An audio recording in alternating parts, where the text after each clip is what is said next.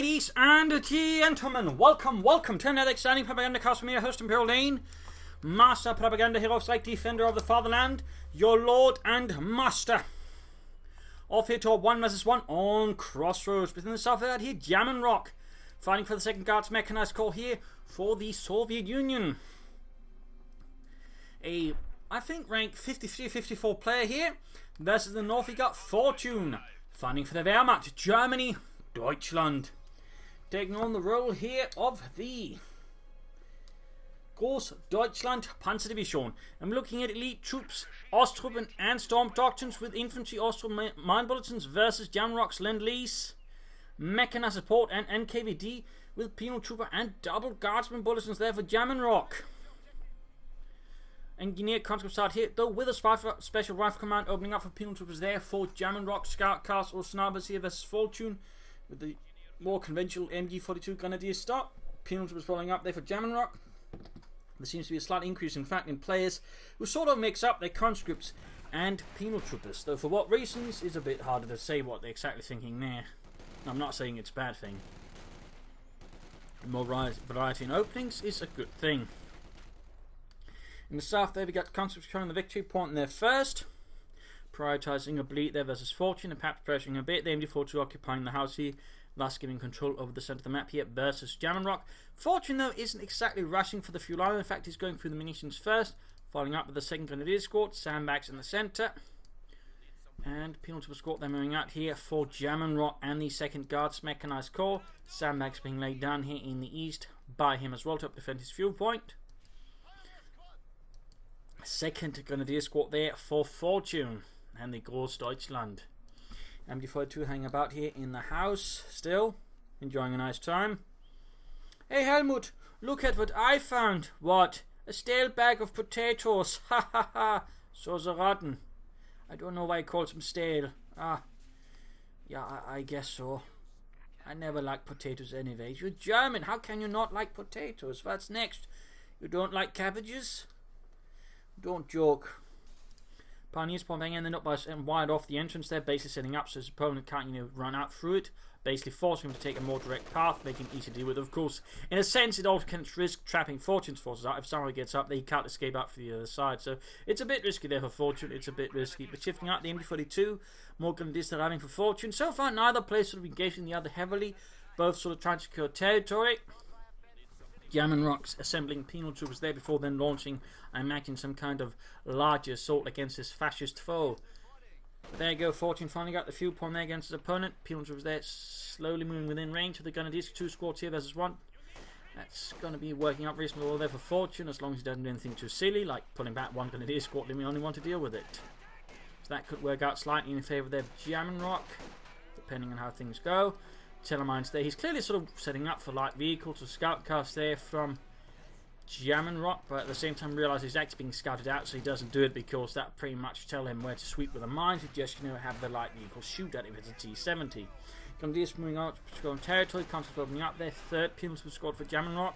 So far, slightly more quiet fight. Bit back and forth here and up there, pushing forwards there. Grenadiers being doubled back now. Fortunately, of course, he needs more than 1 Grenadier squad to really take on the penal troops. And there you go. Jaminrock realises he's now in a spot that is not quite salvageable and just retreats rather than waste more manpower. Overall, a good decision there. Sometimes it is a really good skill to have, just knowing when to fight and when not to fight. Continue trying up, laying down telemines. Scout on the way there for Jaminrock. MD42 up in the conscripts, flanking them. Very good there. And penal service Grenadiers, but there you go, catching off the Grenadiers negative cover. That should be a winnable engagement there, particularly since the other Grenadier squad needs to move back. Flame for the Pioneers, conscript rushing back. MD4 just up to support the Pioneers here. Certainly Jaminrock having a bit of a rough start, but there you go, pushing back 1 Grenadier squad. Scout call almost done. Though if he tries to rush up here, that's gonna end up rather explosively in favour of Fortune and the Grossdeutschland Panzer Grenadier Division. Scout car there setting up for Jaminrock. Grenadiers attacking forwards here, but another Grenadier squad, MD4 tracks moving up there. Very flexible machine gun movements there by Fortune. Very good. Very good. Sehr good, in fact. Pressing up the right flank here, trying not to get bogged down in engagement that favours Fortune, instead looking to, of course, harm there and force Fortune to act his movements overall very good play there by Jaminrock. Engineers reinforcing, need to fix up the scout. Well, actually does need to fix it up. Fortune here remains in map control versus Jaminrock. We got tech up there, we got a bunker going up through there for some medics on the way for Fortune. Sanitator. Got the M40 covering up and noting a bit of barbed wire just here so he can't quickly pop up into that bit of cover.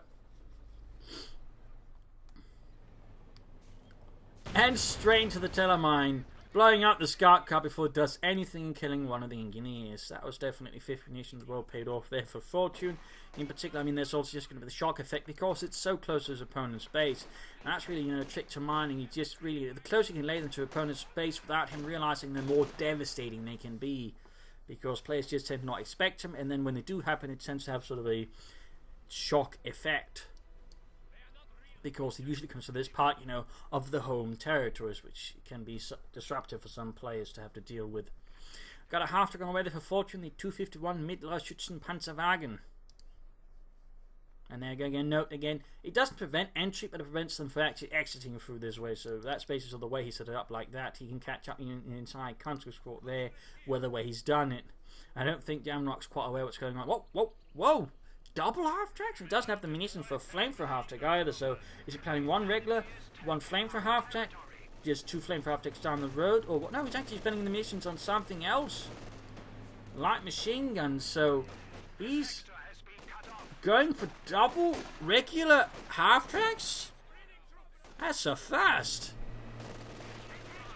Jaminrock going for the lease, going to call up the Disco there to help support his troops. He's clearly a bit flabbergasted there, and he's just going to push hard at what he knows is going to get him the farthest in some ways. There we got gunners like machine guns supporting here, the half-tech Pioneers playing up behind the Pioneers, further putting pressure there, forcing Jaminrock to defend his abandon the fuel point there.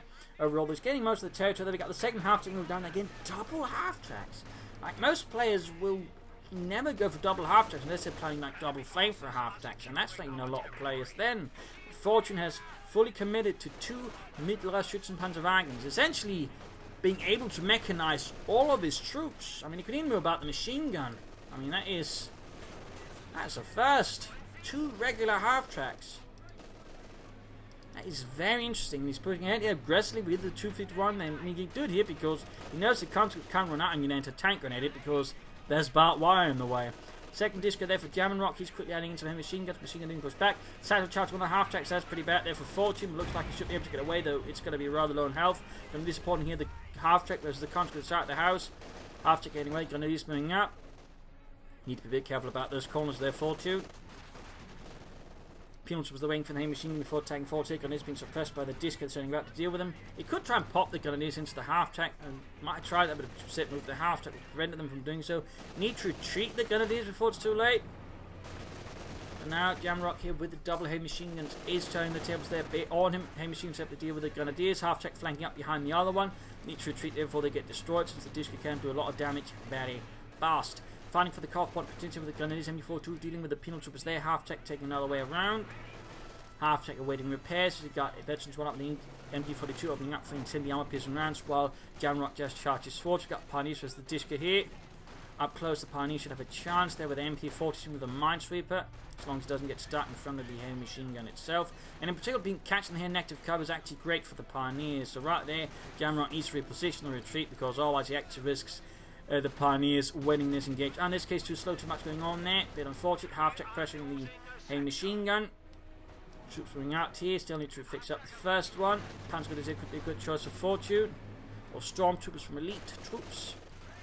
After they're dealing with the heavy machine gun, having suffered some damage. Still flame for engineers on the way. Grenadiers running up there as well. Rifle grenade off on the heavy machine gun. Oh, it's bounced up and he wipes the heavy machine gun with the half track and rifle grenades. Veterans one there on the first of the half tracks. Heavy machine gun recruit again, but that's going to get wiped as well here by Fortune.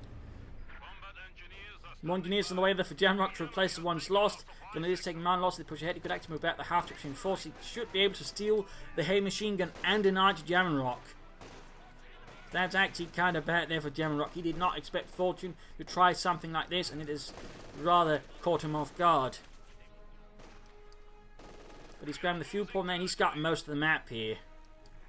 He has got most of the map there, certainly highlighting the danger of the heavy machine guns, but also just Fortune struggling a bit there to deal with it. double half-tracks. You just don't see that.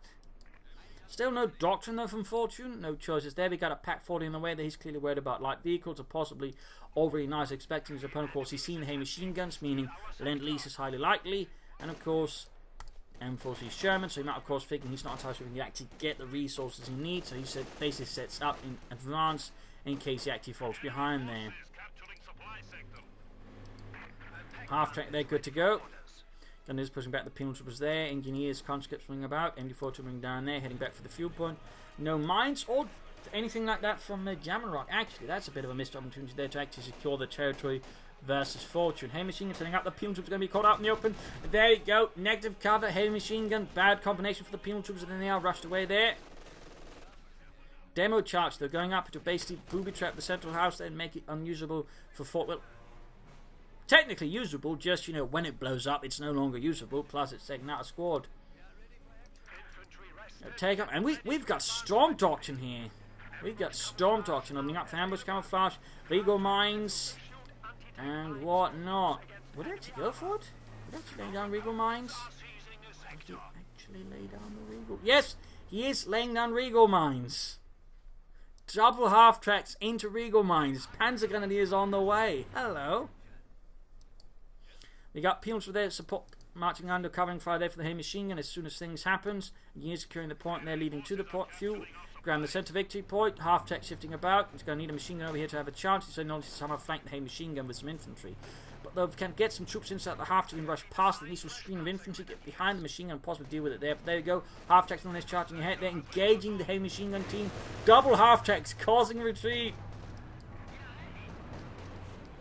More demo charge there for Jaminrock, no regular mines. Penals there being caught by the double half-tracks, quickly taking losses as the double MG42s make short work of the Strafniki. That's the first. This is a fight of a lot of certain things we don't see very often. Penal troops constantly hunting about here. We got a half-track for Jaminrock. We got a half-track with Guards assault troops in it. Half-track move straight towards the demo charge. Oh, scheisse.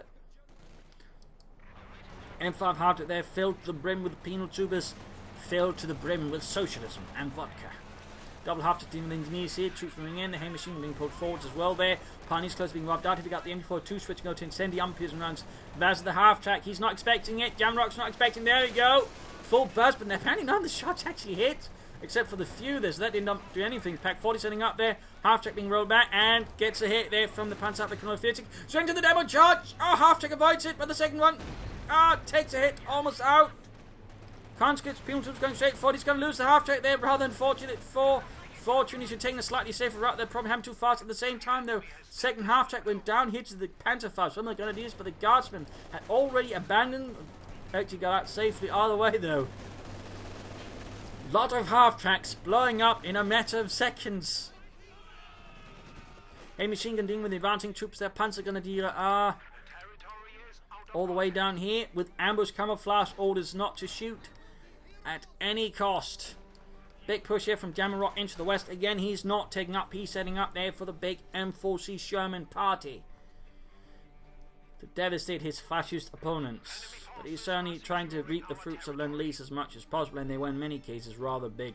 Obviously, again, tanks. Again, people like to underplay that, but there was another one that was actually really, really big, and that was including, you know, food, resources, trains, transports. In fact, overall, logistically, the Russians lacked a lot of equipment there. They could produce tanks, but industrially, they couldn't actually produce a lot of things very efficiently, but tanks.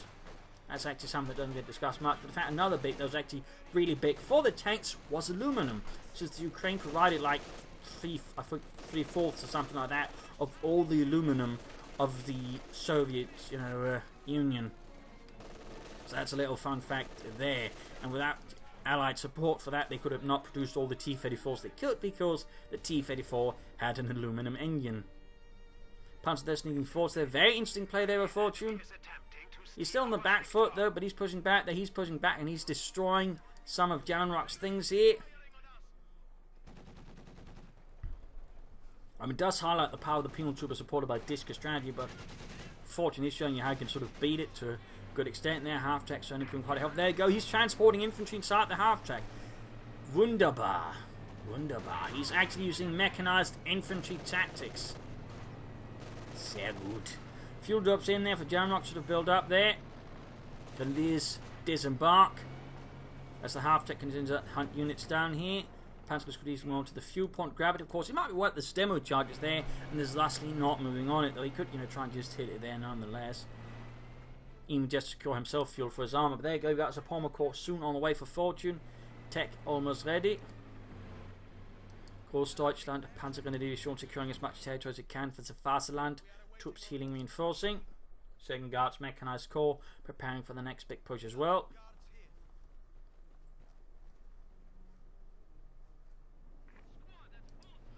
Grenadiers setting out.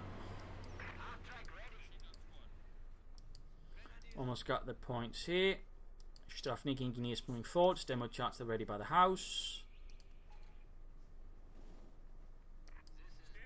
Little fortune paying attention otherwise. There you go, opening up. Charging forwards. Didn't quite get the bonus there. You have to sort of do it in a special order, otherwise like the bonus does not trigger at all. It's a bit annoying, to be honest, with that ambush camouflage bonus. It's a bit finicky when it comes to just setting up an ambush and then triggering it properly. Mortal with for fortune at Granadenwerfer to support his frontline Truppen. Support corps going up there, and we got a Pack 40 number 2 on the way. He's clearly aware again what his opponents are going for. He's also aware that it's going to get hit with a lot of armor for and get response ready. I think so. He's just going for as much as he can. He's also laying down regal mines here, so that way further make it harder for Jaminrock to swarm him with tanks, and also make it a lot easier for Pack 40, because the thing to remember about the regal mine is it immobilizes tanks, which makes them very easy targets for anti-tank weapons. So the more regal mines he can lay down here in preparation, the better, I would say, for fortune. So Support corps done. Second Panzer up Mechanische 40 ready here for the Grossdeutschland. More demo charges here from Jaminrock. Certainly a bit of a standoff situation. Fortune not quite willing to push again, not knowing where his next attack, his opponent's next attack is going to come from, so he's just awaiting it before then counter-attacking. They could stand to have more troops in the half-tech support. There we go. We got tactical movement here from allowing him to shift about his forces faster. Oh! Dear. Wait. What?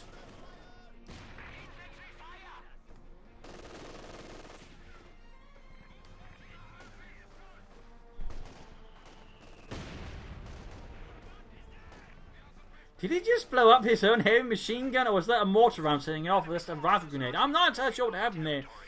But basically, Jaminrock's heavy machine gun was blown up by his own demo charge. Panzers thereby not ordered to fire, so they are dutifully, like any good German soldier, doing it until allowed to fire. That was weird. Like, as a rule of thumb, don't use the house you demo charge yourself, I suppose. Kampf about to get wiped out by the half-track with 10 kills, by the way. 10 kills in the half-track. That's actually proven to be quite useful there for Fortune, besides reinforcement and the ability to, of course, transport his troops about. Betty 2 already there. Guardsmen are going to find from the Grenadiers supported by the half-track here. The German Schützen attack. Troops healing and reinforcing. Bit of wood going flying. He seems to be saving up for Panzer IV, which is probably helping us all the infantry. So he's feeling reasonably confident with Regal Mines and the Pack 40. See if there's any sort of M4C Sherman swarm. Minesweepers are going about there, clearing out some of the mines he's found. So Jaminrock obviously is aware that Fortune likes to mine up, and he's taking no chances in that regard. That's certainly sensible, very sensible decision there. Some players, never sort of, prepare for mines even they get hit by them and actually lose some critical stuff there. So it's good to see Jaminrock, though, is aware there are mines afoot. Panzer IV then away for Fortune and the Grossdeutschland, half-tech moving down there. A machine gun slightly shifting about, troops reinforcing, healing. Laying down S-mines here to cover the far flank. He's not expecting armor movements, then instead he's expecting infantry movements. Need to pull back the half before the Dishka leaves it a burning wreck, and before tootling with advancing Russian troops. Guardsmen pushing up. No, penal troops anti-tank rifles actually. About to lose the half-track, not Kampf Grenadiers moving in, need to get other troops down there. Panzer Grenadiers moving down the east, while the Grenadiers and everything else deals with their half-track. Needs to be careful, machine gun being outmaneuvered here. Jaminrock is pushing as aggressively as he can there. Half-track getting some more kills in on the penal troopers, actually successfully pushing them back to partly also helped by Grenadiers flanking in. Panther 4 they're running, but as the Panther 4 arrives, Jaminrock is able to call in his first M4C Sherman, delivering the armoured fist of Stalin to the battlefield.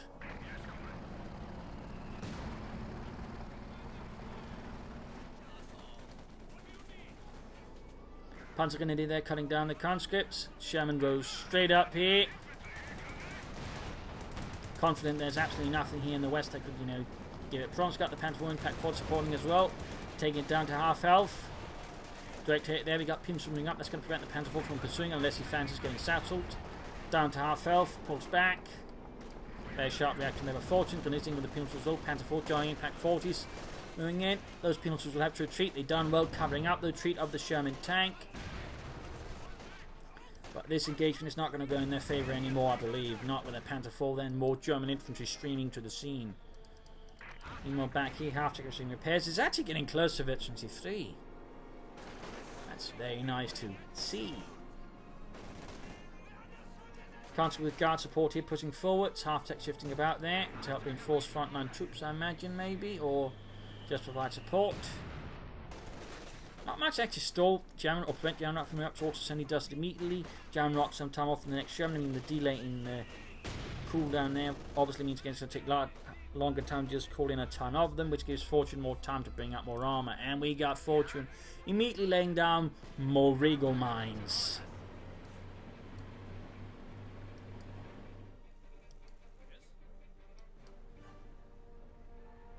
Another sort of neat detail in this is that the Regal mines themselves are a bit harder to spot. You might notice in some cases, like here, they actually blend in with the terrain due to the sort of brownish, copperish sort of shade there. So they sort of can be a bit harder to spot, even if they get spotted by minesweepers. Sherman they're being fixed up by conscripts, engineers. No, just conscripts here. No, they're actually not joining, and he should though, because that will speed up repairs of the M4C Sherman. I'm just getting them faster. Rifle gun against the machine gun almost wipes it out. No, I mean Jaminrock overall is not so these heavy harasser type. He's sort of more reliant on just big large scale assault set piece attacks at some point, relying on brute force and Stalinist fervor more than anything. There's Fortune much more favours mobility and denying his opponent mobility with the Regal mines and machine guns and S mines as well, trying to funnel them into kill zones where he can then of course safely dismantle Jaminrock's forces. So that's quite interesting to note there. Really nice use of the half-track. Oh, just double half-tracks that aren't flamethrower half-tracks. Absolutely outstanding. Guards they're taking heavy losses to the Panther 4. Pins running hit with anti-tank rifles. In fact, it's upgraded every single one of them with anti-tank rifles, which will help versus German armour, but obviously will cut down a bit on their anti-infantry ability. We got the Sherman ring ahead here. Guards were about to get wiped out, and they were cut to weapons. Direct hit there. Oh! Niet! Sikabliat! He's about to hit the mine! Oh, he avoided it, Perhaps a sixth sense triggered in there. Either way, he just stopped short of running straight into Regal mine. Meanwhile, this assault here is pushing through there through sheer force, and the fact that Fortune didn't have the thickest defences here, the Panther 4 is having quite an impact there on Jaminrock's assault.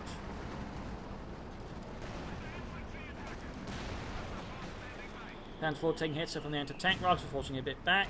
M4C Sherman's moving ahead.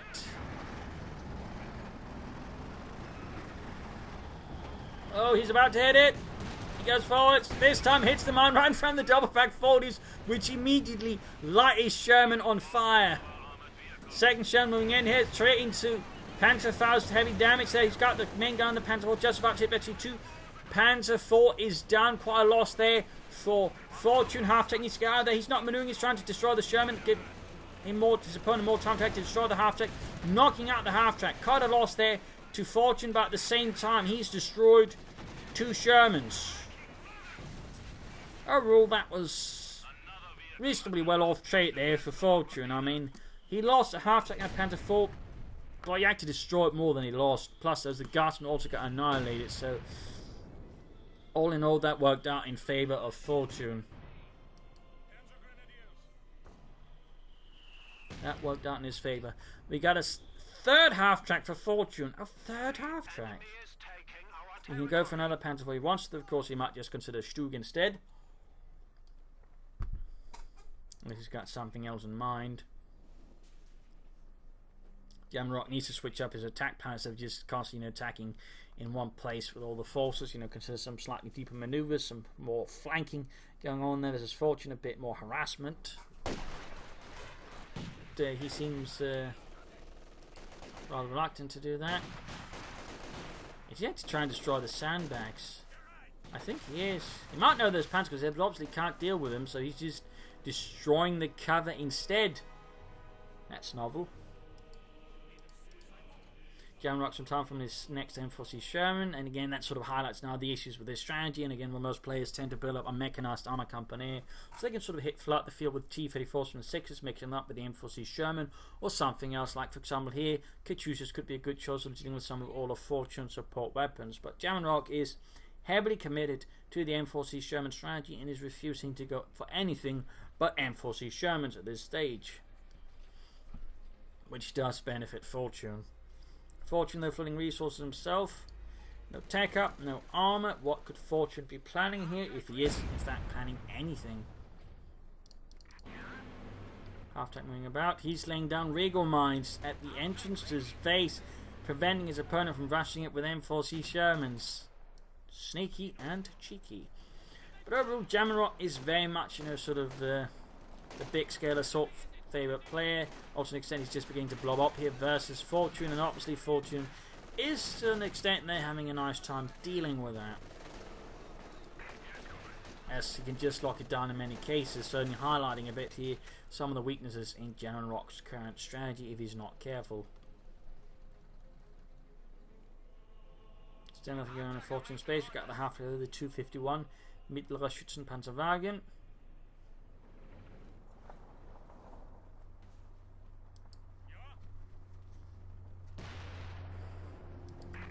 Sherman moving ahead here, 50 cavalry on top. The enemy is encroaching on our territory. There you go, Grenadiers. Getting out of the way of Jaminrock's massive infantry force, but taking fire there from German mortar fire. So he's threatening the right flank with the heavy machine gun and the Sherman, while then pushing up his blob into the west, but obviously running into some large issues with the machine gun. He's actually beginning to spread it out there, making it harder for the machine gun to actually deal with it. Better here by Jaminrock. Better catching now Fortune's forces off guard, and now beginning to pressure on the right flank. So overall, this assault is suddenly going a lot better because it's getting more sophisticated, though it's still running into issues on the west side. The disco there, obviously, in Fortune's hand, going to be quite the obstacle. And of course, at the same time, the S-March coming on the flank here makes it a lot harder for Jaminrock to actually flank it. He'd need the Sherman to basically roll up through here and clear it up, but of course, there's a chance he might hit the regal mine in the vicinity. He could of course also just move a minesweeper instead, and that way sort it out.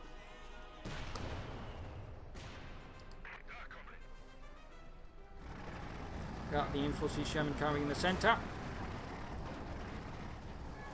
No regal mines there, fortunate for him, though he is apparently a bit worried about them nonetheless. Crashing the sandbags there to deny any cover to Fortune, and of course anywhere for the Panzer with a hypergun machine gun there covered up as well. Double packs there as well, threatening the Infantry Sherman away. He's saving up there, just waiting and biding his time for the second Sherman. Fortune is actually going for a heavy Panzer Corps, which would indicate he might be planning for a Panther with all these Shermans, which is not a bad idea as long as used correctly. Of course, there might be an advantage in the fact that the regal mines, the fact that Jaminrock has lost vehicles to the anti-tank mines in general, meaning Jaminrock might thusly be less keen on just charging the Panther, which could allow him to just more safely keep the Panther at range without having to worry about getting rushed. More regal mines to again stall down any armoured assaults there from Jaminrock. And there you go, Panthers there appearing from the crater. Even without the sandbags, they can still hide. They can still strike from the shadows.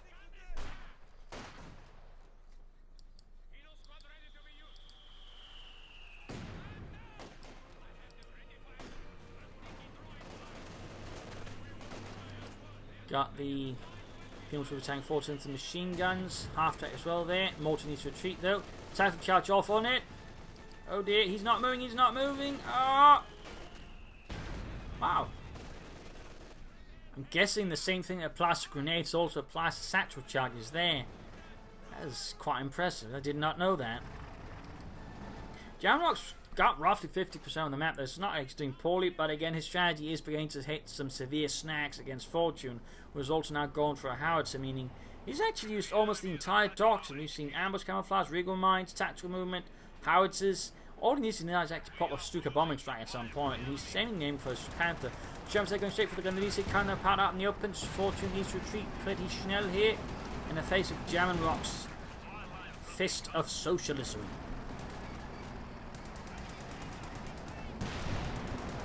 Hey Petrov, aim properly. Bullets are expensive in the Soviet Union. There we go. Double pack force there, taking the Sherman down to half health. The pack front there proving quite helpful to Fortune in dissuading Jaminrock's tanks. His howitzers, they're also good to go, by the way. Like the Feldhaubitze here supporting the Grossdeutschland. And Panther almost ready, just needs a bit of manpower.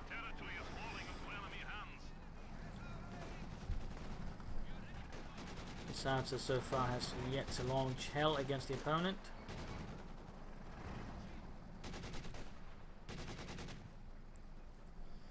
Got the machine gun crew run off. Jaminrock making small advances now against Fortune as he's waiting for his tank to be ready again, and of course waiting for a third Sherman, at which point Jaminrock could get more aggressive here versus Fortune, though of course he still has to mind all of the mines.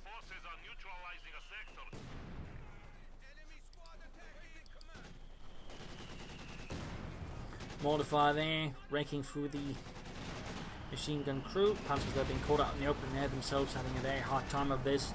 Sherman's advancing. Not fully repaired though, that's pretty risky here for Jaminrock. That is pretty risky. And there's an awful lot of anti-tank weapons plus mines out there. But looks like he's doing a just deal here with the Fortune's attack into the centre. We've got sandbags going down there to help support. Cover the centre of the machine gun. Hack 40 setting up as well.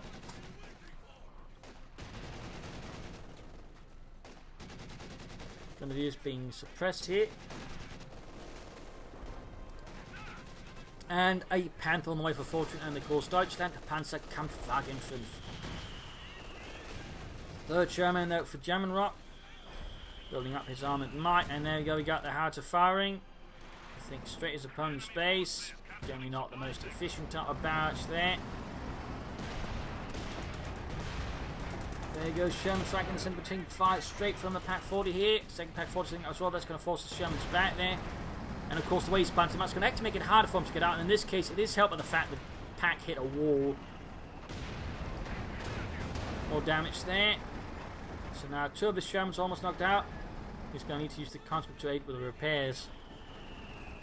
If he does use that, that would actually mean he's also made full. It means he's actually made full use of his doctrine compared to Fortune's army. Almost full use, but still pretty impressive for Storm Doctrine. Oh wait, got the Panther out here. Panzer Kampfwagen 5 ready to challenge the rations.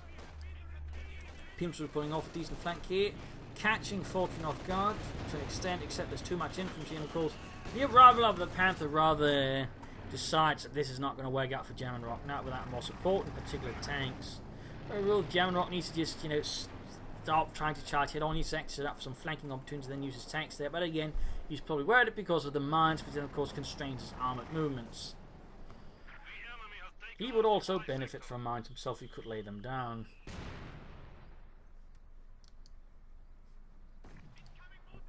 No Pindlemark machine gun there for the Panther, by the way. He could benefit from that. All of his Shermans in waiting repairs. Conscript still not joining in to speed up the repairs. You should at least then get some more engineers. Just, leaving 3 tanks repaired by a single engineer squad, though, is not frightfully efficient. Fresh barrage here, though, for Fortune's howitzer. 105mm high explosive shells slamming against the field headquarters. Like urgent mail deliveries from the Führer himself.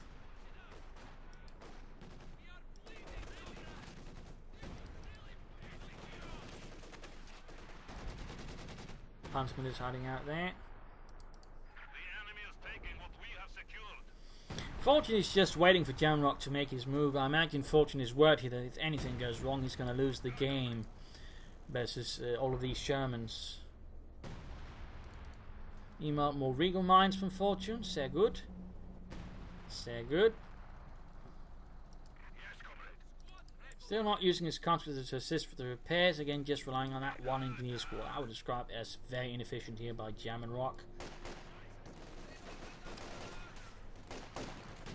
Finally, some kind of assault happening here. Guards with principal support pushing back the Germans in the east, grabbing the road point back. Almost got the second Sherman ready, and he's almost able to call in a fourth one. At which point, I mean, fourth Sherman is going to be able to put a lot of pressure there on Fortune, if used correctly. And of course, as long as he doesn't run into a bloody minefield. That's really going to be the biggest threat there for Jaminrock. That's probably those Regal mines. And again, I imagine that is why Jaminrock is being a lot less aggressive than normally with his tanks than most Soviet players would be, because he's worried, you know, if he hits a mine, that's going to be good night to, you know, victory. Good day Gulag.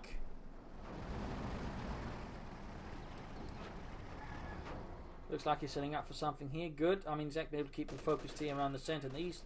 So all of a sudden a quick jab into the west could throw him off. But of course, Fortune having always sent it defence of the machine gun bunker, but also more Regal mines.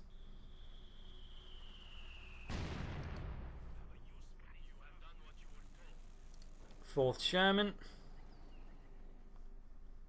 I mean, this is a, in some ways, slow boil of a fight. You know, it's clearly building up for some kind of, you know, explosive development. But for now, Fortune is not trying to push his luck. He's confident with the situation he's got, and Jaminrock, you know, needs to be the one that attacks into Fortune's position. So he needs to sort of figure out how to do it correctly.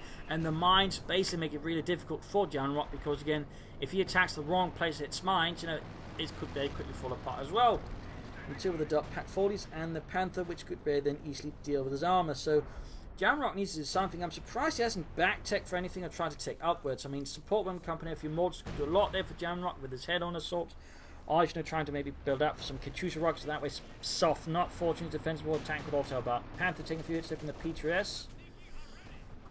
In fact, early model Panthers were weak to that until they improved the side armour with armoured skirts. In fact, that was one of the reasons they were considering the Panther too, because the Panther could be defeated by anti-tank rifles firing at the side of it. But this is very interesting. I mean, again, it's a very quiet match. I mean, clearly stuff is happening, but they are not really attacking each other. There's some slight sort of spoiling attacks in there, some light movements, some harassment, but neither player is really committing the majority of the force to anything as of yet, because again, Fortune is just confident with the situation. He's not going to rush out there. If he makes again a wrong move, it could very quickly fall apart. Whereas Jaminrock is just trying to build up there to have the sufficient force to break through. In fact, we got the support company going up now, and they're also now by both at full pop cap, more or less. It's like something needs to happen here. The tension is unbearable. You could probably cut it with a knife. He's shifting about his tanks, and the Fortune is trying also to predict yet where is Jaminrock going to attack. So this is going to be interesting here. Will Jaminrock trying to imply some kind of primitive Musketovska that is trying to make sounds like, for example, moves about also tanks heavily, you know, close to the front line, making alright, the attack's going to happen, then somehow try to pull them back and attack elsewhere. I mean, what is it? Oh, just move one tank around a lot to, you know, simulate a lot of tanks. I mean, that was one of the things the Soviets did on the Eastern Front. They employed Musketovska, sort of masquerade tactics, you know, try and confuse their opponents strategically as to where the attacks would actually happen. Lastly, make it harder for the Germans to set up and prepare for them. It seems like Jaminrock is not going to set up for that. More fuel drops.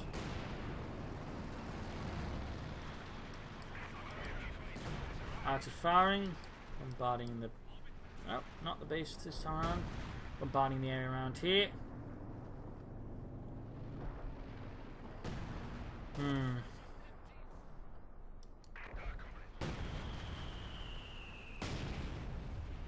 Seems like Fortune is now anticipating the attack happening in the east. I mean, he's basically retaining most of his force in the centre, basically able to react to everything's happening easy. I mean, again, he's the one on the defensive. It's Jaminrock essentially with the initiative, but so far Jaminrock is not, you know, doing anything with the initiative. And now shifting everything towards the west, it seems. I mean, Jaminrock is really worried here. Again, he knows he has to make the big assault, but at the same time, he's worried about all of these mines, I imagine. It's causing me to be very worried. Now they actually here, slight movement, oh, mistake. Actually allowing Fortune to see what's happening, allowing to set up, prepare for it. So Jaminrock might break it off, now try to attack elsewhere. What will he do here? What will he do?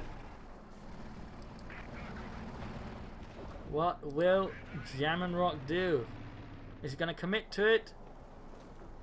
He is. He's going to commit to it. Ah! Straight into mine. Tracks go off. The assault is already running into issues. Bunker going out in the centre there. The other tanks continue going straight for the bunker there, but the problem, of course, is there's no support for the infantry, so you can't really, make any sizable gains. That is the important part of an assault there. Even if you spearhead with the armour, you need infantry to pull up and secure the gains. Now it's got one tank there stuck, can't escape. No infantry quickly get out of there. We got the Panther moving in with Pack 40 support here. The rest of the force in the east are doing nothing so far. They're going to attack. What are they going to do? Jaminrock, what are they going to do? He's going to lose that Sherman. Oh no. You can immediately replace it though. That's basically a free kill there and free experience for Fortune. He quickly moves enough for the other Sherman there. Nope, well, he's not charging in mindless. He's staying at maximum range as much as possible. More fuel drops for Jaminrock.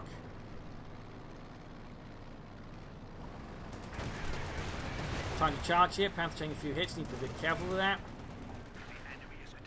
Pack 4 is moving up. Got the Sherman taking to the centre now, taking advantage of the fact that he's committing most of his anti-tank weapons here in the west. Good, good. Very good here by Jaminrock. Of course, still needs to be careful about mines. Sherman there, down to Pack and Panther 5. Panther veterans 1, by the way. Assault continues up the centre here. Devastating Fortune's defence is now up the eastern side. They'll get a big square assault, but the M42 team, there goes Sherman in to help deal with it. No regal mines here from Fortune. In fact, the eastern side has seen very few regal mines, which makes it easier for Jaminrock to pull through. There you go, machine gun down. Panther moving in. The half health. He's not have time to repair it. Getting a bit risky. Sherman about to go down. Things are getting very lively now. Things are getting very lively. The conflict has arrived. It is now never do or die. Whoever wins here wins the game, I think. Howitzers running down there on Jaminrock's forces. Trying to grab the machine gun there, seizing it. Need to pull back troops though. Need to keep up momentum somehow. But again, the mines make it very difficult for Jaminrock to keep doing it because he risks, again, tanks getting stuck and he can't afford that. Right here, there looks like Fortune might push a bit luck. Oh, Stuka bomb drop somewhere. Is he trying to call in on the retreat path? I think he is. And he gets the heavy machine gun obliterating, denying it to Jaminrock. It's the first. Forcing all of Jaminrock's troops there. He's got 3 tanks still, but they're heavily damaged. He's only got 1 engineer squad to repair them. He's also technically got the conscripts, but he's actually utilising it now. So both players are now fully make use of the doctrinal abilities. Both players have. Fortune here now feeling confident taking 40 with his Panther, though. That might be a bit too much there. 4-6, Fortune, 4-6. It's not a Tiger Ace, it's a Panther. He's pushing it too far. They're getting too close to the conscripts, the anti-tank grenades, and the Shermans increasing the chance of penetrating the armour. He is close to 22. There's shots bouncing. Almost got to 22 though. Gets 1 Sherman. Panther though, bouncing off a few more hits. Pack 40 there, striking up Pioneers as well there. Conscripts being blasted by their own tanks. Demo chart goes off there. Not entirely sure to try. There might be a misclick there by Jaminrock. Push ahead here. Panther pulling away there. Conscripts all swapped up. Pioneers, Grenadiers moving in support here. If he can get the Panther, he might be able to do that. Conscripts wiped out. Can he get behind the Panther here with the Sherman? Oh, he's going for the Grenadiers. Panther fausting. Oh dear. Panther Vecchi 2. Armoured Schützen up. Bounces the shot of the M4C Sherman. Gets the Sherman. Only 2 Shermans left there for Jaminrock. He's already called in another one, so he can't call in another immediately to replace that one. Veteran 3 Pack 40 moving in. The Sherman here. Grenadiers, Panzers nearby. Shot bounced from the Panther. Missed. Sherman there trying to flank behind the Panther. Taking a hit from the Pack 40 covering. Very good setup there. Panther down but abandoned. Sherman's about. Oh, gets knocked out in a matter of seconds. Holy moly, he's just still repairing the Panther, even the crew is dead. Going here for the Pack 40 with the Sherman. There's still the other one about. And of course, there's Grenadiers with Panzerfaust. Half-track rolling in, support as well, providing reinforcement.